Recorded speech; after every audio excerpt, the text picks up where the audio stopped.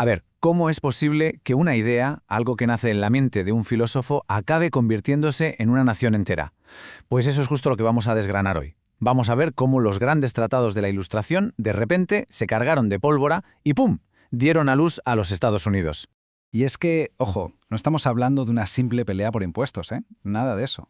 Esto fue la prueba de fuego.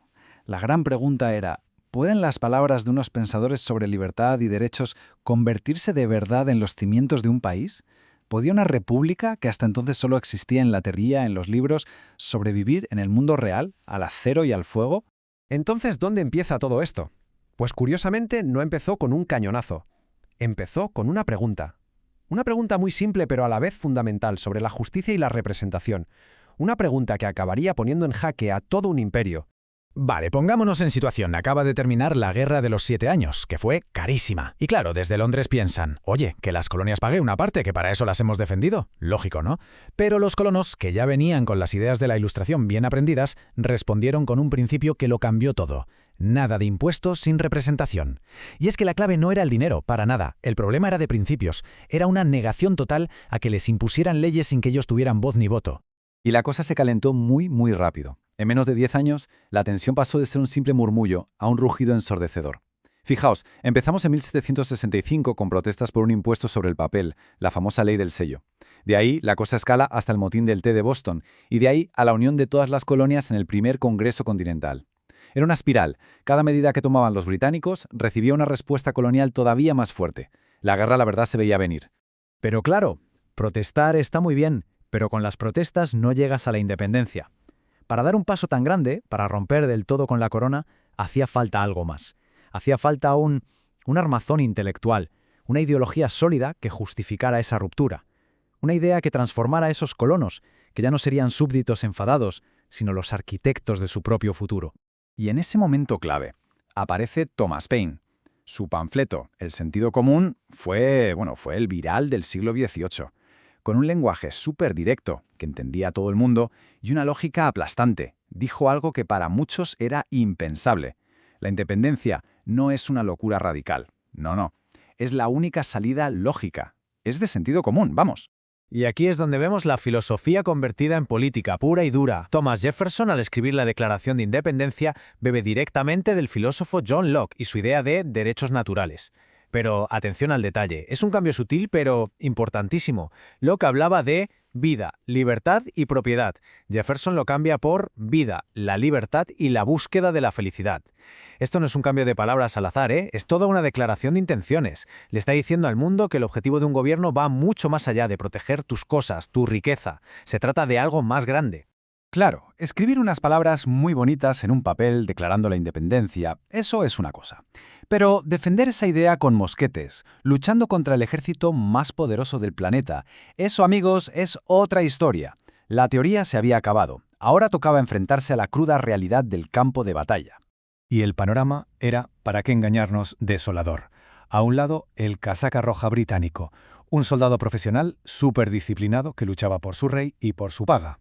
Al otro lado, pues, una milicia de ciudadanos, granjeros, artesanos, gente mal equipada, sin experiencia, pero con una diferencia brutal. Luchaban por un ideal, por su casa. Y ese fue el gran error de los británicos, subestimar el poder que te da luchar por algo en lo que crees de verdad. Entonces, ¿cómo lo consiguieron? Bueno, la victoria se basó en 3 pilares clave.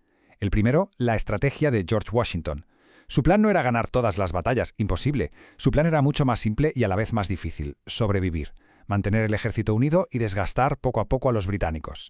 El segundo pilar fue la batalla de Saratoga, en 1777. Esta victoria fue el punto de inflexión, porque convenció a Francia de que esta gente iba en serio. Y claro, con Francia de su lado, la rebelión se convirtió en una guerra a escala mundial. Y el tercero, el golpe de gracia, Yorktown. Allí, con la ayuda de la flota francesa, consiguieron acorralar al ejército británico y forzar su rendición. Fin de la partida.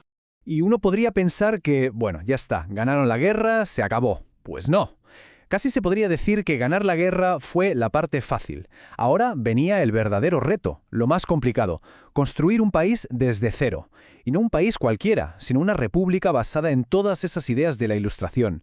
Era un experimento total, sin un manual de instrucciones que seguir. Para no caer en la misma tiranía contra la que habían luchado, los padres fundadores volvieron a los libros, a su biblioteca de la Ilustración, y allí encontraron al barón de Montesquieu y su idea genial, la separación de poderes. Era básicamente una solución de ingeniería política para el problema de siempre. ¿Qué hacemos con el poder para que no corrompa? Pues muy fácil, lo dividimos para que el poder controle al poder. Y esa teoría de Montesquieu la plasmaron, tal cual, en la Constitución de 1787. Crearon 3 ramas, 3 poderes. El ejecutivo, con el presidente a la cabeza para aplicar las leyes. El legislativo, el Congreso, para hacer esas leyes. Y el judicial, el Tribunal Supremo, para interpretarlas. Pero no era solo una división y ya está. Era un sistema súper ingenioso de frenos y contrapesos, pensado para que, si una de las ramas se pasaba de la raya, las otras 2 pudieran pararle los pies.